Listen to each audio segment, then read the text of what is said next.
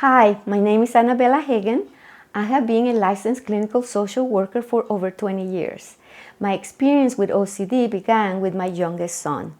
Since he was a toddler, he seemed to have more severe temper tantrums than other kids his age.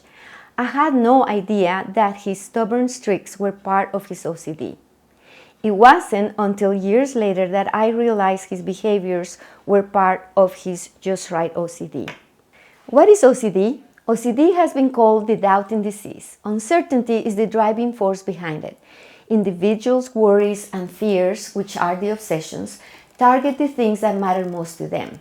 They may constantly obsess about the past or future. The need to know the consequences of their fears leads them to immerse themselves in repetitive safety behaviors or rituals, which are compulsions, like ruminating or seeking reassurance from others. OCD can lead individuals to doubt themselves and to believe that they are the exception to the rule. No matter what their mind comes up with, it's never enough to satisfy the uncertainty they feel. People who struggle with OCD often try to use logic, but they are caught in what feels like a trap. Their incessant doubts can feel unbearable and are often painful. They wish they had the absolute answer and could move on with their life. It's OCD when thoughts are not aligned with the person's values, who the person is or wishes to become. The thoughts they experience are intrusive, disgusting, unwanted, and tormenting. Because of this conflict, they have a strong urge to get rid of the thoughts in any possible way, only to get frustrated because no matter how hard they try, they still come back. They experience anxiety, guilt, and shame, among other emotions. They often wonder, if I cannot get rid of these thoughts, does that mean I want them? They are distraught by the unpleasant and unwanted intrusive thoughts. It's not OCD when individuals are contemplating behaviors related to their thoughts. They may experience thoughts that are not disturbed by them because they are desirable.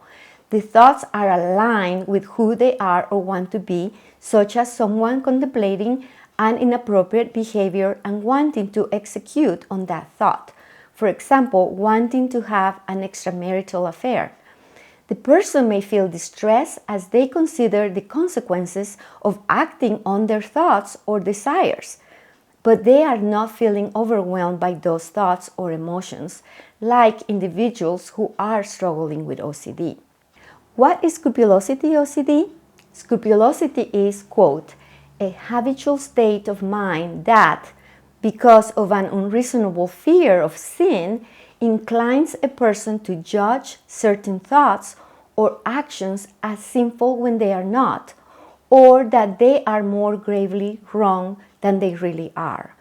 When people are scrupulous, they want to be exact in the way they conduct themselves when it comes to their religion, their morals, or both. And their anxious mind targets the things that matter most to them.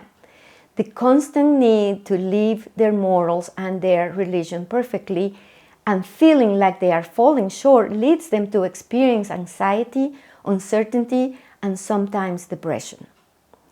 Thoughts such as, I know others cannot be perfect, but I know better.